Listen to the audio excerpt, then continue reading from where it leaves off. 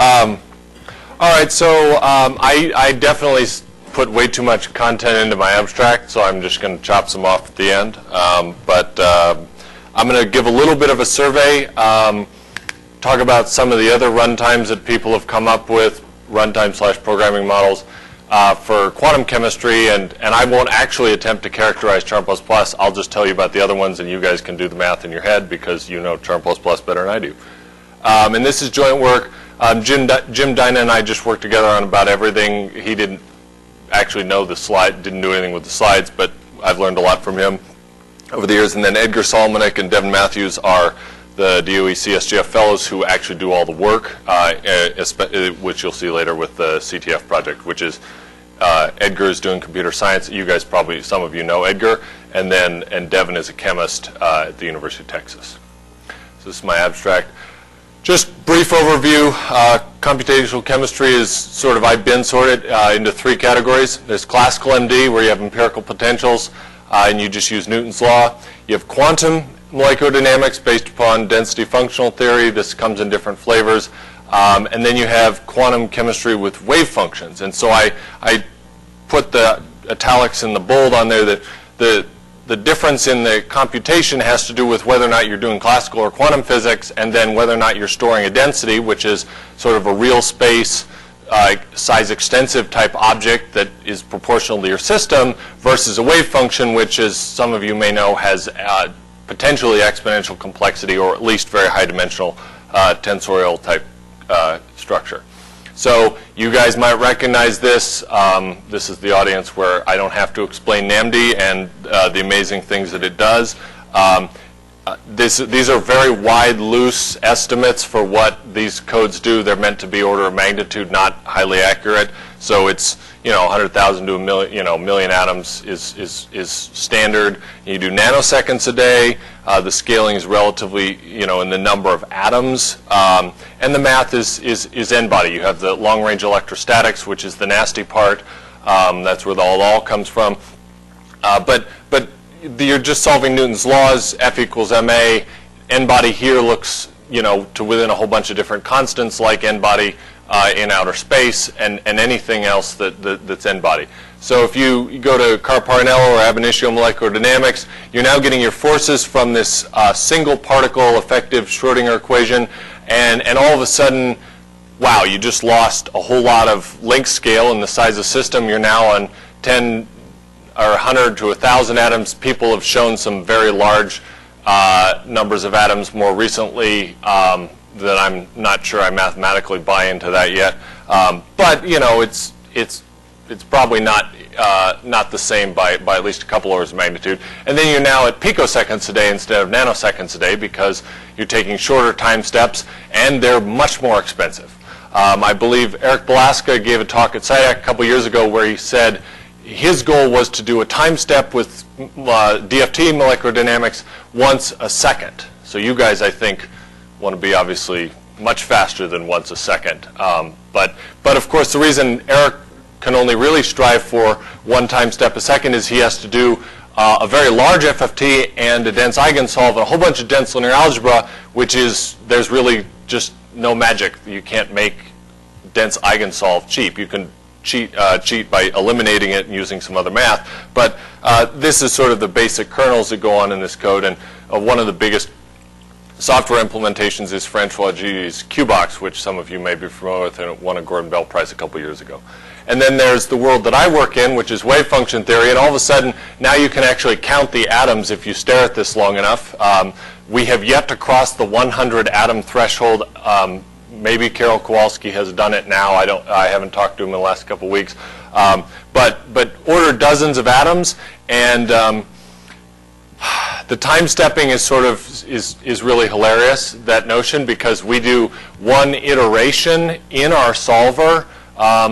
It might take as much as an hour, and so you could do one time step per day. And you can imagine what our physical length scale we could get to. I think we could do attosecond time scale chemistry. But and that's because actually these are very expensive methods. They're all based upon tensor contractions for the most part, and they scale very steeply, worse even than n cubed. But then there's some potential to reduce that I won't have time to talk about. So sort of why is it that there are almost no quantum chemistry codes that use MPI directly? So this is sort of interesting because all the physicists, all the PD people, they love MPI, they love their halo exchange, send-receive collectives. They're good to go with MPI-1.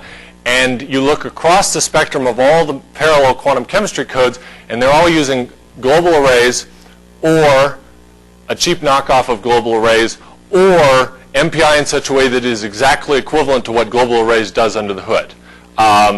Except for, of course, there's things that use Charm++ now. So, but everyone is sort of using, I guess, what I'll call a magic runtime, because something is hard about this that's maybe not like other physics. You do a simple thing that's basically just a matrix vector product to build a Fock matrix, which then goes into an eigensolver. But you have a permutation symmetry criteria. You might have a point group symmetry criteria.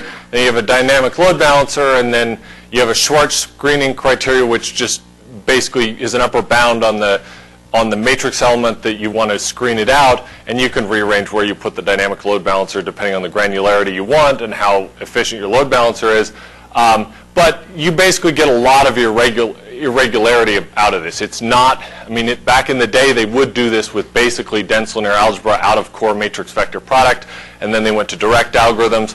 And one of the big challenges in this is even if you ignored all the complexity up here, the ratio of time per single matrix element varies by like 3 orders of magnitude in that operator. So you could do 10,000 flops and get 10,000 matrix elements on one end, and you could do 10,000 flops and get one matrix element. So you have this, and so you've got, if you try and balance for memory, you end up with skewing and flops, and it's just hairy. And also there's the fact that most quantum chemists are only fluent in Fortran 77 and file I/O, and so they need some help.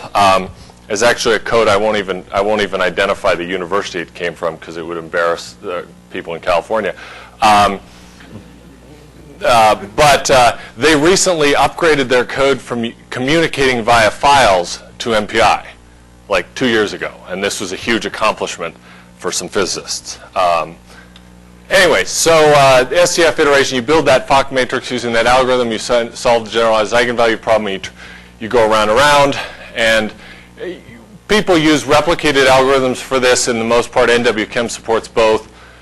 It's not weak scalable, but it works. And one of the challenges is that dynamic load balancing, and I love MPI, and I do as much as I can with it, but I really wouldn't find writing the dynamic load balancer for this algorithm with MPI2 very pleasant. I might use MPI3 with some one-sided. There might be some other things you could do hierarchically, but it's really just not fun to write dynamic load balancers in a low-level framework like MPI, and you want something domain-specific on top of it. So these are the sort of the magic runtimes of quantum chemistry. Global arrays is the first and definitely the foremost in terms of success. It's not only part of NWChem, it's part of like 5 other parallel codes that all learned the lesson that came out of PNNL in terms of benefiting from that co-design effort, and then it was immediately applicable to other codes. And it was done before MPI-1 was even settled, so Robert Harrison, who contributed to GA, wrote a thing called TCG-MSG, which was back when Rick Stevens was writing MPI code, or pre-MPI coded at Argonne, so it was a long time ago that was written.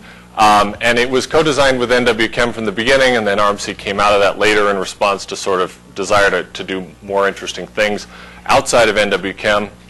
And then DDI is basically just an exact clone of GA with a lot of the features taken out, and they did that for reasons that they explain in the paper that are basically just nothing more than software ownership and maintainability.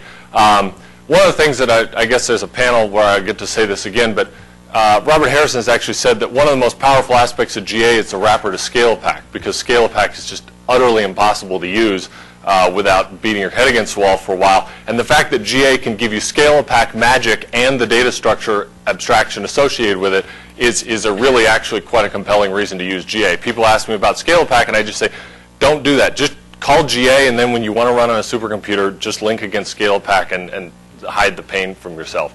And then there's now something much more recently called SAIL. It's part of ACES 3, which is one of the most prolific quantum chemistry codes. DoD paid for them to sort of go massively parallel. And they actually adopted much more from the TCE project than the GA project, although if you look at how TCE works, it entails sort of some lower level capability, which they've implemented. I think SAIL is actually a fairly reasonable comparison to Charm++ in that it's a sort of a higher level abstraction even above a GA where you specify work units, and then you have some reduced runtime demands because you can the DSL compiler will insert the polling loops where it needs to be, and because you know the work granularity, you don't have to be busy polling in the same way that an ARMC code does, because it doesn't actually know when the user is going to do certain things. In terms of properties, GA ARMC is very, very asynchronous. It really will. You can put a sleep on the remote side and it'll still make progress. DDI accomplishes the same thing by doing something that I find amusing, especially as a Blue Gene user, which is they basically take the odd ranks or the even or whatever. I assume it's modulo 2. They run the application on half the ranks, and the other ranks just pull MPI, and they basically assume that virtual memory in the OS makes that okay. And then SAIL, like UPC and Charm, sort of doesn't have the same requirements on the runtime because it has compiler support. So interoperability, GA-RMC works just fine with MPI, and Sriram and I talked a little bit a while ago about duping COM-World, so it's really totally compatible. DDI still uses COM-World for everything, so God help you if you use MPI collectives while you're calling DDI. And then SAIL it's a DSL, so obviously MPI bindings don't exist in that DSL until they define them, but there's really no issue. So dynamic load balancing, GA and DDI have the same, I'll say dumb because Robert Harrison told me I could make fun of it all I wanted, global shared counter NextVal style dynamic load balancer, although Sriram will tell us in the next talk exactly how to fix all that, and so I'm more or less trying to motivate that. It didn't matter 20 years ago what the load balancer was, and now it does. And SAIL has both static and dynamic algorithms. The more and more I'm reading it, it resembles actually Charm++. And part of that may be that one of the designers is Beverly Sanders, who wrote parallel programming templates, and probably did a good amount of reading about Charm++ and probably learned from that. But I don't know if you interact with them. And then, one of the things I think that's pretty neat about Charm++ is it has a topology-aware support. It has phases, and really can sort of do some neat things with the data on a 3D torus interconnect. And unfortunately, I don't think anything else really does that nicely yet. GA has, of course, a separation between local and remote, or inter and intra-node, but it doesn't sort of know about 1 hop versus 15 hops, which hurts a lot more on the Blue Gene than it would on a lot of other machines. MPI, actually, I can't say that MPI has got this right because I've looked at, the Cartesian and graph communicators, and I'm not sure that that's actually going to solve my problem, even if I hooked that. So there is some elegance to really, really pushing your data into sort of a secret box and letting the runtime move it around. I'll skip maybe the elaborate details of the rest. So coupled cluster theory is you have a wave function, you have an exponential ansatz, so it's nonlinear. I'm going to go through this relatively fast so I can talk about stuff you probably care about more, and the slides are online. You have some tensor contractions. One of the things that makes coupled cluster very complicated, this is the simplest theory that has any value whatsoever, and it's not scientifically useful. It just is a good proxy. I can actually write this theory down nicely. I resort to ellipsis, or C-dots, as soon as I get to CCSD, which is the absolute most basic scientifically useful theory, and the equations don't actually fit on the slide. I LaTeX them up, and it turns into an eye chart. So that's actually a huge thing that the NWChem infrastructure is really designed, is the automatic code generation, the ability to dump out these theories without having to hand code more terms than you can count. So the solvers in CC are very, very simple, in contrast to a lot of other things like PDE physics, where the Krylov solver, if you do it the wrong way, it'll cost you hours and hours for nothing. CC requires basically Jacobi iteration with a little bit of a Krylov thing that's very, very simple, and it converges in 20 iterations. So all of the expensive coupled cluster right now is in just evaluating the residual, not the solver. Although if we go to much, much more efficient methods for reducing the scaling overall, we will go to formalisms that probably put more weight on the solver. And so that's something sort of in the future where when we talk about sparse coupled cluster, you'll have to have a solver that can keep up with something other than a trivial diagonal preconditioner and things like that. So basic arrays that go into this, you have a 2 and a 4D array for the matrix elements of the Hamiltonian. And it's the two-body part that matters. Actually, the physicists, they invented coupled cluster or nuclear physicists. They abandoned it, and now they're coming back to it. And they actually have a 3-body Hamiltonian. So there is actually some, it changes the computational properties a little bit. It's kind of interesting. But for now, it's just a 2-body Hamiltonian, and then we'll have wave function parameters that are 2 and 4 and 6 and 8 dimensions. So this is the equations. Sorry, this is probably an eye chart if I go too fast. This is CCD, very, very simple method, but it does describe correlation in a reasonable way of the dynamic variety that sort of is why we have wave function methods. And you see it's a whole bunch of tensor contractions of 4D arrays. This is something that's, how do we actually implement this thing? Well, turns out that if you just mentally fuse the indices, you can just call BLAS because it's dgem. And in other cases, you want to call dgem because writing a 6 Fortran loop version of this runs at 0.1% of machine peak. So you do some permutations and then you call dgem and it goes fast. Although you are paying pretty steeply for that transpose because you're doing the same amount of memory access, no flops, and you're doing it in the worst possible way. It's a great way to make a memory controller cry, and I did a bunch of work with that a long time ago to show how it works. And actually, SRAM has a paper where they sort of solved this problem using a variety of sort of mixed human and automated optimization. So I'm going to skip as fast as I can through TC so I can talk about Edgar's stuff that's pretty cool. But TC is a whole lot of different things, and it gets a whole lot of different commentary based upon which aspect we're talking about. It starts with a GUI, and then it takes an operator representation of a theory and turns it into operator sort of array abstractions, and then it has a compiler thing that turns the array computations into something which is an optimal operation tree. This is where the computer science is, and this is why compiler people were involved, and this is hard stuff. I don't think any of the chemists have any appreciation for this. The chemists like the fact that you just dump out 1 million lines of code in one day, which is how I did my thesis. I just went Python script, dink, dink, dink. I sat back, and then I verified it, and I had an implementation that ran on a supercomputer, and I cared more about the prefactor than I did about the fact that it was able to come up with the optimal thing. But of course, it is very desirable to have a compiler which can be as smart as a human in terms of the formal properties of the algorithm. And you can intercept this. It's not as beautiful and clean as it could be, but that's for future work to be able to intercept and put more human knowledge into various stages here. The nice thing about TC is it basically gives you something that looks a little bit like LaTeX, basically one-to-one, and that's the input specification, and then you get some Fortran from that, and then you're off to the races. The amount of code that comes out of this is substantial. 2.8 million lines of Fortran 77 in NWChem is auto-generated. That isn't, so if you had magic C++ templates, you could reduce that a whole lot less than 2.8 million, although it is the right ballpark for what a human comes up with, because the coupled cluster code that is 20 years old that has all the same features as this or a little bit less is all in the order of 1 million lines. So they wrote that by hand, which is just heroic or asinine. And this is what the template looks like. I intentionally, this is the original for the one you saw before, so it's the same thing.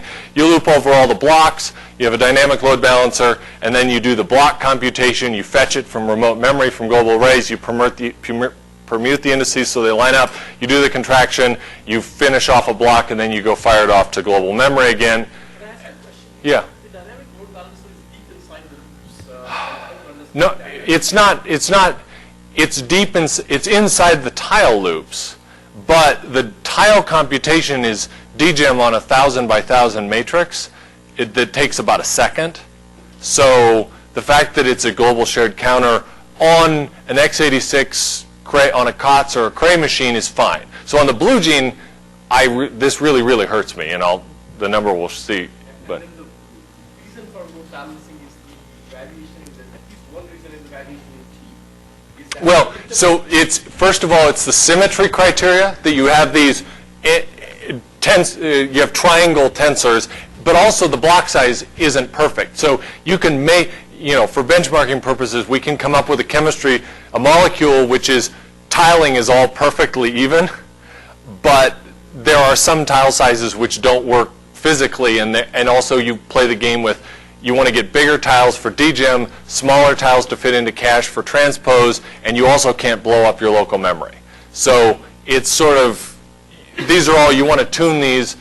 Actually works really quite well on anything but a Blue Gene. So the memory per core really kills us in terms of skewing where the kind of balance you're talking about is work stealing type of balance. No, the global shared counter, like single. There's an integer on node n-1 that everybody hits with RMW, and it's nice, of course. ARMC does that much better than you can with MPI, but yeah. But CRM will tell us all about the work stealing and other ways to do this that are smarter. And then Jim and I have talked about, you can do this with Inspector Executor, where you sort of run a dry loop, do some partitioning statically, and then run it again without that counter. But you just have to write all the code for it. So ignore the timing for next task, which is the wrapper to next file. That is because Blue Gene is wonky, but you generally spend most of your time in dense linear algebra, but even with dynamic load balancing, you still end up with a reasonable size skew because of these different tiles. So, there are probably ways to do this better, and maybe CRM already has them, but we see that the blocking get operation takes a while because obviously it's two-sided. You have to wait for the data to come in, and then you spend a decent amount of time in these transposes because they're actually done redundantly. So the sort of observations I have is, so everybody knows blocking operations are not ideal, although if you double buffer to do non-blocking, then you double the memory usage, and we're actually memory limited in NWChem right now, so we will rather pay the latency than of course, segfault continuously. So dynamic load balancing is an issue, but then there's the sort of permutations, which, I mean, I could fix it by hand. It would be painful, but so there's other things that I could criticize, but any code has got things which they could do better, and TC happens to be better than all the other codes which actually exist. So in that sense, it's doing just fine. And part of the reason I feel the pain here is because Blue Gene is different than other systems, so some of the things that are cheap on other machines hurt me more, and that's why I noticed. But so moving forward with what we could do, sort of revolutionary rather than evolutionary with TC, just go back and look at what TC would generate from matrix multiply, because there's some applied mathematicians like Jim Demmel who know something about matrix multiply, and Edgar's done some neat stuff there with 2.5D and topology aware and all these other things. So let's compare on even playing field, what does TC's matrix multiply look like? Well, obviously this is sort of not the right way to do matrix multiply compared to the 20 years of development that or 30 years in MATMUL. You don't use a dynamic load balancer in MATMUL because it's very easy to statically schedule, and you don't want to do sort of topology naive communication because you can do systolic and collectives, and you can pump everything through the network very nicely.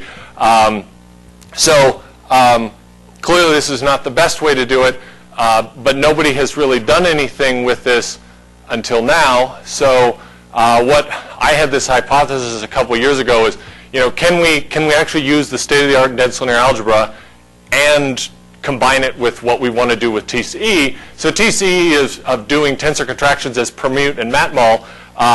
So that abstraction actually works just fine, but we need to move it way up. Instead of doing dynamic and one-sided across the machine, we'll just recognize that parallel permutation is just parallel sorting. I think Edgar did an undergrad paper here on parallel sorting, and now he's, of course, doing his thesis work on parallel matmul. So he's like the perfect person to do this project.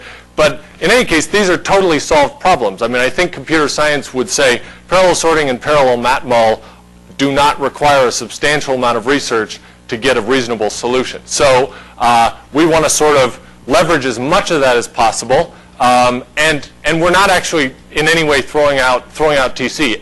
We only do binary contractions. So everything that TCE does with operation tree, awesomeness, transformation, whatever, is still valid. And one of the cool things is, because there's really no dynamism in what I'm about to show you, we have a really good sort of performance model that TCE could leverage, because TCE can say how much does that cost and how do I refactor the equations based upon a performance model. Well, if we can come up with a better performance model because of the underlying implementation, TCE could do an even better job generating code for what's called Cyclops Tensor Framework, which is Edgar's thing. CTF is a short name. And then Devin Matthews has written all the upper level stuff to actually do coupled cluster on top of this already. I didn't even know how far they were until they told me CCD was running 2 weeks ago. It was pretty insane. We literally started this project in a conference room at Argonne about a year ago, minus a week. So the sort of experimental hypothesis: can we apply the sort of absolute state-of-the-art dense linear algebra, not scale packed, but like what's coming out of Berkeley and Texas or Knoxville two months ago? Could we apply that right away to tensor contractions? Can we do all the magic, communication minimization, topology, things that Dungar has done with mixed precision and fault detection? You want to know if somebody's computed a wrong result without paying a huge overhead in hardware. Can we completely eliminate the irregularity? So this is a huge reason for all these runtimes. What if there's an algorithmic transformation that removes irregularity and makes dynamic load balancing trivial? And then can we do this without sacrificing productivity? Because if we had to go back and write everything by hand, it'd be a hard sell. So the data decompositions, imagine a 2x2 process grid. So a block distribution looks like this. So GA supports both blocked and block cyclic. You could do cyclic by hand, but it doesn't make sense with the way GA is set up. There's some relative advantages here. So block cyclic is what Scalapack uses. Blocked is very nice in terms of getting big fat chunks of data to work with. Quantum chemistry actually requires real blocking with funny shapes for a variety of reasons because of angular momentum stuff. Cyclic is really hard to get your head around. It doesn't mean you do all the computation element-wise. It just means you do it block-wise with indices that aren't contiguously ordered anymore. So you have to do a lot more, modulo arithmetic to know what actual element you're computing on.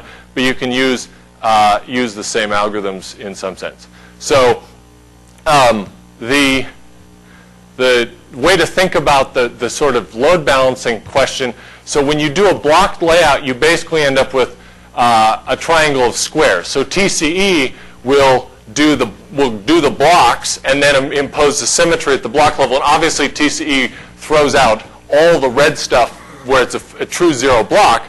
And then when it's on the edge, it just pads it up, which makes sense because if you don't pad, you lose dgem, and then you have to write a whole bunch of stuff by hand.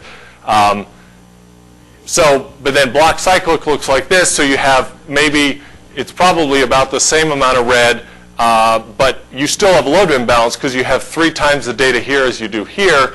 And then you go all the way to cyclic, and all of a sudden you see you've got at most a single sort of diagonal thing that you're padding, and that washes out. I mean, this is a very small thing. If you go to a 1,000 by 1,000 object, you really don't notice any of the padding. So the magic of this is, well, a triangle of squares means you have really nice node level computation, but unless you have a triangular network topology, you can't really do anything systolically or nearest neighbor.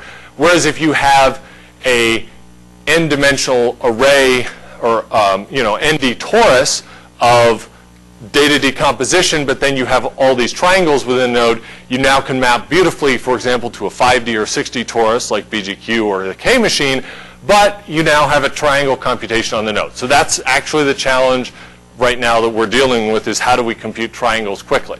But this is what the cyclic mapping looks like for a 3D array. Unfortunately, I don't have the eyeballs to show you a 4D array, but I promise that 4 up through 8 are still, they're the n-dimensional generalization of that. And you see the problem of the triangular nature that comes out of permutation symmetry gets worse with dimension. You have a 3D array, I mean, you have a 2-dimensional surface space, so padding up adds a lot more data. It's 4 and 3 dimensions, 8 and 7 dimensions. You're actually losing a lot of memory because of padding. The cyclic mapping will get rid of a lot of that padding, but it also means that if you're on a 3D torus with this problem, now you just have this perfectly systolic set of computations that just happen to be triangular. So this is preliminary results. There's a Berkeley TR that Edgar has where you can find these. We have BGQ, but BGQ was, I ran all the numbers before I could publish them, and it was behaving a little wonky anyways. But they have nice scaling here, so this is theoretical peak, this is weak scaling. This is 4D, these are idealized contractions, so just to show that we are supporting the full permutation symmetry for sort of the straightforward case of the contraction with those. So you have 4, 6, and 8D, you see the theoretical, the peak percentage of peak goes down because as you go to higher and higher dimension, you have more and more bookkeeping, but the scaling is still good, and even if we're at 20-25% of peak, we can strong scale. So this is weak scaling, but we also have strong scaling numbers, and actually that strong scaling stuff is can be very important for some science problems where we really just want to drive the answer as fast as possible. Okay, so I want to show you this. This is awesome. This is one line of code for every LaTeX equation. So this is all Devin's work now. Devin wrote an interface to Edgar's thing. The functions take like 37 arguments, and then Devin made the magic. But this to me is powerful, because this means that an undergrad can read papers and write code that calls CTF. You could in fact do this exact same thing with TC. It's just TC does static code generation, whereas this is doing it sort of inside of C++ magic. And the easiest question of the day is, can you find the equation, or can you find the lines of code that correspond to that? And it's right here, and if you stare at it for a very long time, you'll realize it's identical in form. Just to summarize, so CTF can use all the magic, Summa, Cannon, Strawson, 2.5. Every other matrix multiply algorithm that anybody ever comes up with, we can stick in right away. We don't automatically generate CC right now, but we could. But obviously, one-to-one equations to code is pretty nice. And there's still plenty of stuff to do. But this is actually pretty good progress for 1 year, no real funding, and 2 grad students who are pretty damn smart. And I don't have time to talk about this, so I won't. So I'll thank Argonne and CSGF. Yeah. What happens to your static load balance when you have processor heterogeneity, like speed adjustments for power? So I forgot to mention. So Edgar did not forget his roots. There is virtualization built into the folding of an 8D tensor, for example, onto a 5D torus, such that there is a virtual dimension within the node that represents sort of an auxiliary torus axis, and you could, if you had noise, sort of compensate. I mean, you wouldn't be ideal, and it's not in there yet, but you can do that.